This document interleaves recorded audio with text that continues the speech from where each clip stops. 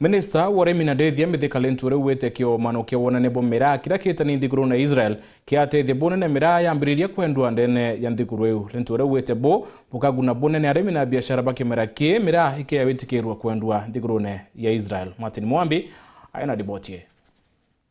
Ringana na Minister wa urimi ndeni ya nthiguru ya Kenya mithika Linturi ariuga ibetiganiretie kwendaniria into bya urimi na nthiguru ya Israeli. Arakuga into bingi bya urimi kuma nthiguru ya Kenya bikathiaga nthiguru ya Israeli kura bionete thoko. In June, I personally flagged off the first cargo flight of pineapples to Israel. This maiden cargo flight was out of negotiations on discussions at the end of state land in Israel on the 5th of May, which I attended. And we opened a market for Kenyan pineapples and fish to Israel.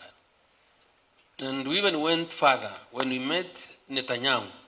Akiongera ugite amwe nogu nwabathiete na mbere kwararamia thoko ya into bira bikathiaga nthiguru ya Israeli. Miraa ikethirwa rimwe ya into bira bikathiaga nthiguru inu. I am sending the Director General of WAFA and other directors to Israel next week to go and continue with the discussion to see what else we can be able to put in, or to export, so that at least we can be able to fill a cargo flight full from Kenya, so that we do not lose that market. And I'm happy that hoping all succeeds, Miraa will be one of the things that we'll be exporting to Israel, because we've already found a few buyers. Meaning that the problem that we've had from other parts of the country on its failure to secure a market, we may be lucky.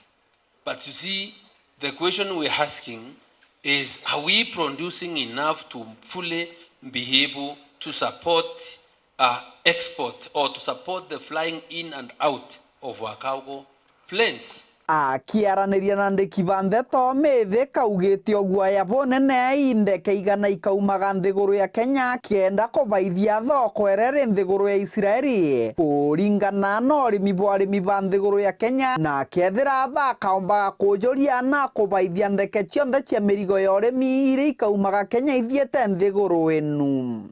My only plea to farmers is really to concentrate in producing more, because government is in full gear of ensuring that we open up more markets for our produce, and tomorrow, Sunday again at around 4 o'clock, I'll also be flagging another flight of avocado to India. It's a new market that we've also been able to open up.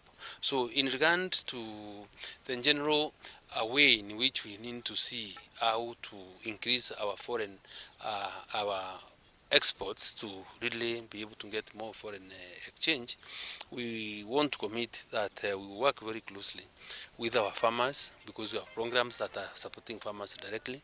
We work very closely with the county governments, because they are more closer to our farmers, so that we are able to avail them a proper extension service support for them to really maximize on their potential.